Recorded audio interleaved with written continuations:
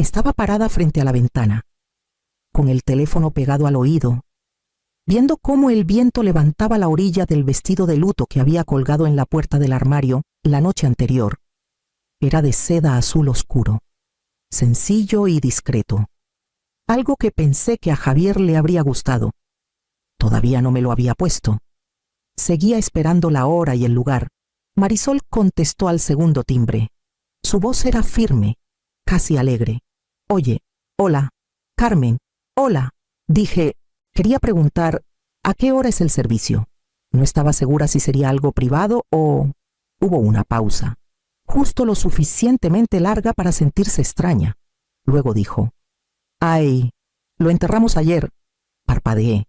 «Lo hicimos pequeño», añadió, casi con dulzura. «Solo los más cercanos». Se me olvidó decirte la forma en que lo dijo ligera, pulida, como si olvidar mencionar un funeral fuera como olvidar devolver un suéter prestado. Me envió un escalofrío por la espalda. No respondí de inmediato. No podía. Mis dedos se apretaron alrededor del teléfono como si fuera lo único que me mantenía en pie. En el sofá detrás de mí, las tarjetas de condolencia de los compañeros de trabajo de Javier seguían sin abrir. Los zapatos que planeaba usar estaban perfectamente alineados junto a la puerta.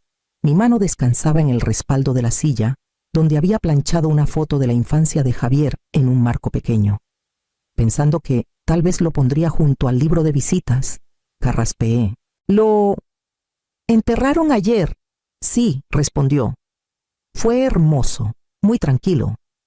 No pregunté quién estuvo ahí. Ya lo sabía. Su familia, tal vez algunos amigos de su lado. No yo, no su única madre viva. No la mujer que estuvo a su lado en cada fiebre y visita al hospital cuando era pequeño. No la que una vez le cantó para dormir mientras estaba de pie con los pies adoloridos. Entiendo», dije. Mi voz no sonaba como la mía. Hubo silencio al otro lado, un silencio cómodo, como el de alguien que acaba de tachar la última tarea de su lista. Cuando colgué, me senté en la mesa de la cocina y miré la taza que había llenado pero nunca tomé. El vestido colgaba en silencio en el cuarto, intacto, todavía esperando, todavía creyendo que tenía a dónde ir. Fue entonces cuando el peso me golpeó. No solo la pérdida, sino la decisión que tomaron de mantenerme al margen. Todo empezó con un aviso de renta atrasada. Javier apenas se había mudado con Marisol. Esto fue antes del compromiso, antes del silencio. Me llamó una noche, con la voz baja, avergonzado. Dijo que les faltaba un poco, solo esa vez. Transferí el dinero esa misma noche, sin dudarlo. Luego vinieron los mandados, una semana después. Marisol me mandó un mensaje preguntando si podría ayudar a llenar el refri. Lo hice. Envié una caja por una app de entregas huevos, verduras frescas, leche de almendra porque ella estaba tratando de dejar los lácteos. El agradecimiento fue breve, pero educado. Me convencí de que eso bastaba. Luego llegaron las cuentas, internet, luego luz. Cuando su coche se descompuso, cubrí las reparaciones. Me dije que era lo que cualquier buena madre haría. Cuando se comprometieron, lloré, no de alegría, sino de alivio. Tal vez ahora las cosas cambiarían. Incluso ofrecí ayudar con la boda solo un poco. Marisol dijo que no querían nada grande, pero de alguna manera terminé pagando el depósito del lugar. Le dije a todos que era un regalo. Me dije que era una inversión, pero con los meses sentí que Javier se alejaba. Las llamadas se hicieron más cortas. Las visitas eran raras. Cuando lo veía, era educado, pero distraído, como un invitado en mi casa. Le ponía comida en las manos, preguntaba por su trabajo, ofrecía sobras para Marisol. Siempre sonreía y asentía, pero el cariño se había ido. O tal vez solo imaginé que alguna vez estuvo ahí, incluso cuando lo sentía. No paré. Seguía enviando tarjetas de cumpleaños con cheques dentro, regalos de Navidad, mandados durante la temporada de gripe, mensajitos solo para decir que esperaba que estuvieran bien. A veces Marisol respondía, la mayoría de las veces. No, y aún así, nunca consideré dar un paso atrás. Pensé que si seguía siendo útil, recordarían que era familia, si seguía siendo generosa. Me querrían lo suficiente como para mantenerme cerca. Pensé que estaba construyendo un puente, pero ahora, sentada en mi cocina mientras el vestido que compré para el funeral de mi hijo cuelga sin usar, veo lo que realmente estaba construyendo. No un puente, un camino, un sendero de ida que me llevó directamente a mi propia exclusión. Miré mi café intacto y me di cuenta de que no solo estaba llorando a mi hijo, sino a la persona que había sido para él y a la que nunca fui para ella. Pasó una semana antes de que volviera a saber de ellos. La llamada llegó 7 días después del funeral de Javier, un lunes. Justo después del mediodía, reconocí el número de Marisol antes de contestar. No dudé, pero tampoco corrí. Dejé que sonara 2 veces. Hola, su voz estaba tensa. Con esa urgencia pulida que solía guardar para sus videos en redes. Carmen, hola. Perdón por molestarte, sé que las cosas han estado pesadas, pero quería checar. Olvidaste mandar la renta. No dijo hola, no preguntó cómo estaba, no dijo nada sobre el funeral, ni sobre Javier, solo eso, la renta. No hablé de inmediato. Miré los trastes secos en el fregadero y dejé que el peso de sus palabras se asentara. Ella tomó mi silencio por olvido y lo llenó rápido. Es que nuestro casero está poniéndose pesado. Dijo que estamos atrasados, y si no lo mandamos esta semana, podría empezar un proceso. Normalmente lo mandas el primero. Supuse que, con todo lo que ha pasado, cerré los ojos. Luego dije, con una voz tan calmada que hasta a mí me sorprendió, no te dije. Hubo una pausa. ¿Decirme que solo ayudo a la familia? Ella inhaló como si fuera a hablar, pero no esperé la respuesta. Terminé la llamada y puse el teléfono boca abajo en la mesa. Mis manos no temblaron. No esta vez. La habitación estaba en silencio. De esa manera densa que a veces tiene el duelo, pero bajo ese silencio. Algo se movió. No era culpa. No era duda. Era algo que no había sentido en mucho tiempo. Control. Me levanté. Caminé hacia la ventana y vi cómo el viento rozaba el árbol que Javier solía trepar cuando tenía 9 años. Las ramas estaban más delgadas ahora, pero aún resistían. Yo también. Esa noche, abrí un cuaderno en blanco y escribí una sola palabra en la parte superior, cuenta. Luego comencé a sumar. El cuaderno se llenó más rápido de lo que esperaba. 500 pesos al mes de renta durante 43 meses. 21.500 pesos. Mandados redondeé conservadoramente quizás 150 al mes. A veces más cuando estaban enfermos o tenían visitas. Eso sumó otros 6.000. 2.000 para el depósito del lugar de la boda. 800 para la emergencia dental de Marisol. 1.000 para las reparaciones del coche de Javier. 200 en efectivo para su cena de aniversario. 300 para una cuenta de teléfono de última hora. 250 para un regalo de baby shower sorpresa que nunca vi que ocurriera. 300 para un purificador de aire que Marisol insistió que necesitaba para sus alergias.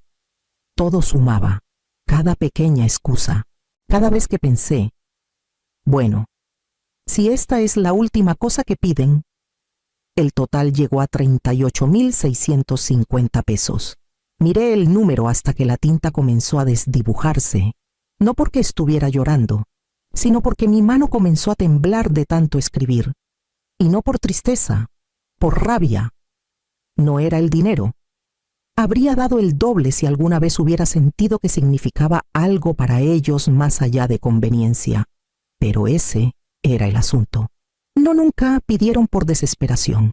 Pedían porque sabían que diría que sí. Cada vez. Los gracias siempre venían envueltos en suposiciones. Los mensajes de Marisol siempre eran dulces, lo justo para hacerlo, pero ahora me daba cuenta de que nunca llegaban a menos que necesitara algo. No había llamadas para ver cómo estaba. No había visitas sin motivo. Me habían tratado no como madre, ni siquiera como persona, sino como una línea de crédito confiable con una voz suave y una culpa sentimental. Dibujé un cuadro alrededor del número final y cerré el cuaderno. Esto ya no era duelo. Era documentación. Fui al cajón de la cocina y saqué la carpeta donde guardaba los viejos registros escolares y recibos de hospital de Javier. Luego, puse una nueva etiqueta en una carpeta nueva y escribí en letras grandes González. Gastos. Mañana llamaría al banco. La mujer en el banco apenas levantó la vista cuando le pasé mi identificación. Tecleó algo en su computadora. Me hizo unas preguntas de rutina y confirmó lo que ya sabía. Mi cuenta tenía varias transferencias recurrentes a la casa de los González. Le pedí que las cancelara todas, cada una, cuando dudó. Me acerqué y dije, enterraron a mi hijo sin decírmelo. Ya no pago por ser olvidada. Asintió. En silencio, sin más preguntas. Salí con un pequeño montón de recibos y la primera respiración limpia que había tomado en semanas. Esa tarde, manejé a una oficina escondida detrás de un centro comercial cerca de la farmacia. La abogada había sido recomendada por una vecina hace años. Laura Mendoza, de unos 50 y tantos, ojos agudos, sin rodeos. Me saludó amablemente, pero no con suavidad, lo cual agradecí. Escuchó mientras le explicaba qué había pasado. No omití nada. Tomó notas rápido, levantando la vista de vez en cuando para asegurarse de que no había perdido el hilo o el valor. Quiero revisar mi testamento, le dije, y quiero asegurarme de que no puedan impugnarlo después. Asintió.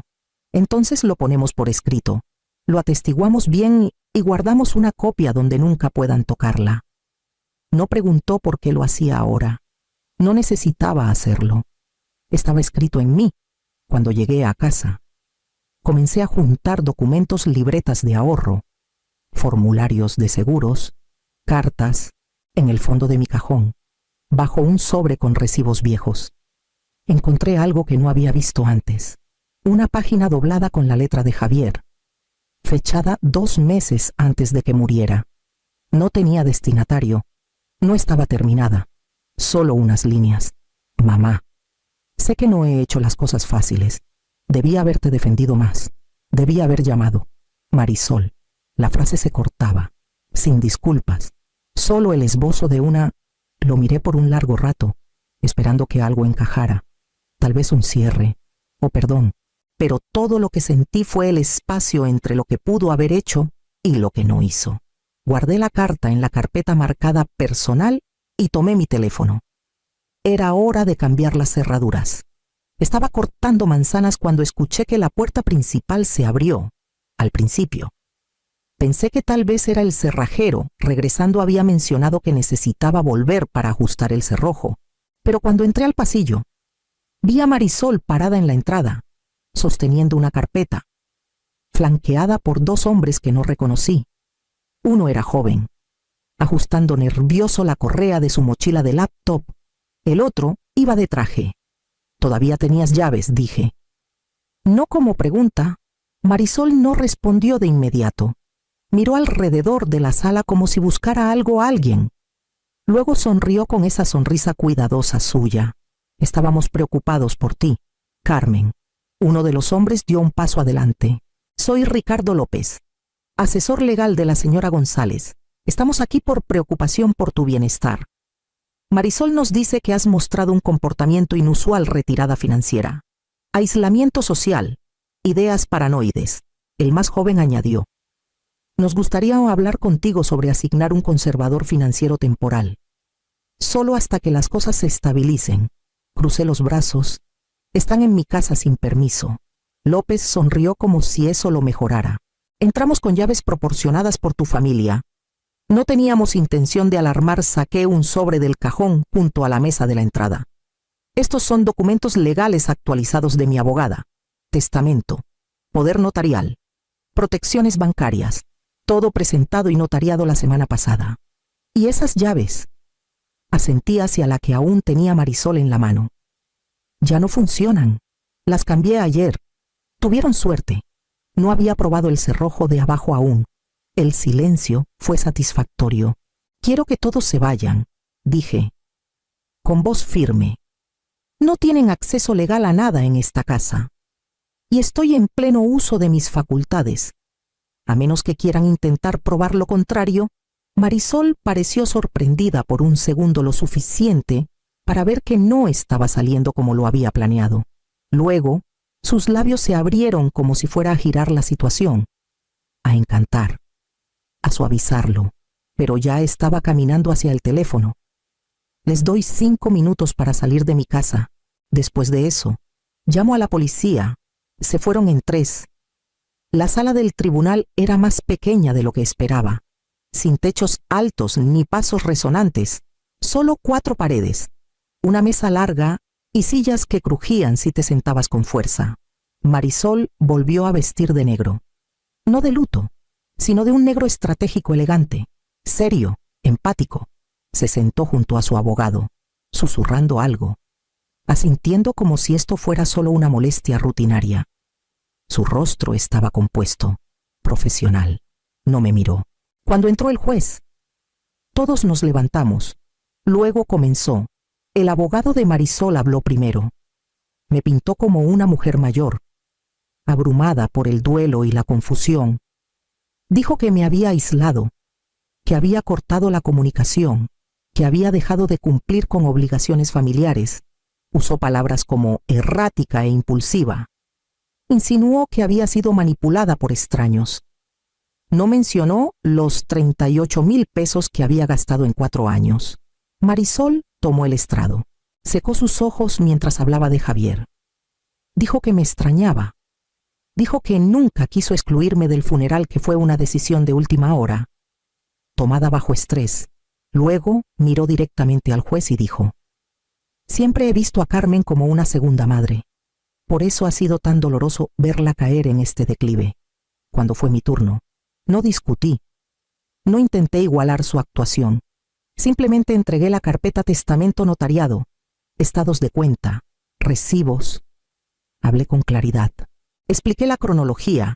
Enlisté cada transacción que hice para apoyarlos y cada intento que hice por mantener una relación. Luego se levantó Elena, mi vecina. Le dijo al juez que me visitaba seguido, que era lúcida, fuerte, deliberada, que cocinaba mis propias comidas, manejaba mis propios asuntos y la ayudé con sus impuestos el mes pasado. El juez tomó una larga pausa antes de hablar. El tribunal no encuentra evidencia de capacidad disminuida. Las decisiones financieras de la señora Morales son su derecho. Petición denegada. Los labios de Marisol se tensaron. Esta vez no lloró. Fuera del tribunal. No dije una palabra. No la miré. No esperé a que el nombre de Javier surgiera, ni a que alguna disculpa de última hora cayera de su boca como gracia. Solo pasé junto a ella y empujé la puerta. El sol afuera era de una claridad cruel, pero el aire estaba limpio, y mi nombre seguía siendo mío. Elena vino al día siguiente con 2 vasos de papel y una manga de galletas de mantequilla. Tocó como alguien que ya sabía la respuesta, suave pero segura. Pensé que necesitarías algo calientito, dijo, entregándome el vaso. Nos sentamos en el porche, viendo cómo la brisa levantaba las esquinas del arriate. Por un rato, no hablamos, solo tomamos, solo respiramos. Luego dijo: mi hija no me habla desde hace 5 años, no desde que dejé de pagar su hipoteca. La miré. Le dijo a todos que estaba enferma, que estaba perdiendo la memoria. Incluso trajo un abogado a mi puerta una vez, igual que tú, Marisol. No pedí más. Pero ella lo dio de todos modos. Me contó sobre los años que pasó esperando gratitud, suavidad, una prueba de que el amor podía regresar si solo eras paciente. Dijo que esperó demasiado, que cuando finalmente dijo que no, fue como apagar un interruptor que ninguna de las dos podía volver a encender. A veces pienso que ella quería la versión de mí que no pedía nada, dijo, la que pagaba. Sonreía y desaparecía cuando se lo pedían. Asentí. Conocía demasiado bien esa versión de mí misma. Nos reímos una vez, solo una, por algo pequeño. Ni siquiera recuerdo el chiste, pero se sintió honesto, se sintió limpio. Hay un alivio especial en ser entendida sin necesidad de explicar. Sentada junto a Elena, no me sentía como una mujer que acababa de salir de un tribunal. No me sentía como alguien traicionada, compadecida o descartada. Me sentía vista. Terminamos nuestro café en silencio, pero no era pesado. Ella se levantó, me dio una palmadita en la mano y me dijo que regresaría la próxima semana con barritas de limón, después de que se fue. Entré y saqué el borrador de mi Nuevo Testamento. Lo leí de nuevo, despacio, asegurándome de que aún dijera todo lo que necesitaba decir. Mañana lo firmaría. Firmé la última página sin ceremonia, solo tinta. Un testigo y un asentimiento silencioso de la señora Mendoza. Nada de herencia para Marisol. Ni un peso, en cambio. Una parte de la herencia iría a un fondo de becas nombrado por Javier. No por el hombre en que se convirtió al final, sino por el niño que crié, el que amaba los libros, que una vez se quedó despierto hasta tarde hablando de ser maestro, el que solía preguntarme si la luna se veía diferente desde cada ventana de la casa. La beca sería para estudiantes que habían salido del sistema de acogida o para aquellos que no tenían contacto con sus familias, niños que cargaban el peso de ser olvidados. Se sentía correcto. Ya no estaba enojada, no como lo estuve antes, la ira. He aprendido, se quema rápido. Lo que queda es algo más tranquilo, una especie de acero bajo la piel. No estaba haciendo esto para castigar a Marisol. Lo hacía para contar la historia yo misma. No sería recordada como la mujer que firmaba cheques y fue excluida de funerales. Sería recordada si es que me recordaban como alguien que cambió de dirección cuando lo necesitó. La señora Mendoza guardó los papeles en una carpeta y sonrió. Esa sonrisa que decía que sabía que esto me había costado más que dinero. Afuera. Me senté en mi coche por un largo rato. Vi pasar a la gente, padres jalando a niños pequeños en los cruces. Un hombre comiendo un sándwich en una banca. La vida seguía, no por mis decisiones ni a pesar de ellas, solo porque siempre lo hace. Cuando llegué a casa, puse el testamento firmado en la caja fuerte del armario, justo encima de la carpeta etiquetada González, gastos. Cerré la puerta, luego salí, llevando solo la carta que Javier escribió y nunca envió. Era hora de despedirme a mi manera. Caminé al lago justo antes del atardecer, con la carta de Javier doblada cuidadosamente en el bolsillo de mi abrigo. El agua estaba quieta. No había nadie más alrededor, solo los árboles, el suave movimiento del viento y el silencio que se asienta cuando el día finalmente se suelta. Me senté en la misma banca donde solía llevar a Javier cuando era pequeño, en ese entonces. Traía galletas en los puños y las lanzaba una por una a los patos. Solía preguntarme si los lagos tenían sentimientos, si el agua sabía cuando alguien estaba triste. Desdoblé la carta. Mamá, sé que no he hecho las cosas fáciles. Debí haberte defendido más. Debí haber llamado. Marisol. Ahí terminaba. Sin signos. Sin continuación. La leí en voz alta de todos modos. Cuando terminé, encendí un cerillo y puse la esquina del papel en la llama. Se prendió lentamente, encogiéndose, siseando. Lo dejé caer en la lata de metal que había traído. Cuando fue ceniza, la esparcí al viento, no al lago, al aire, como un susurro. Este fue su funeral, el mío. No lloré. Ya lo había hecho en cuartos más silenciosos, detrás de cortinas cerradas. Esto ya no era sobre el duelo. Era sobre reclamar una despedida que me habían robado. Pensé en el vestido colgado en mi armario, todavía sin usar, todavía esperando. Ahora lo regalaría. Alguien más podría usarlo.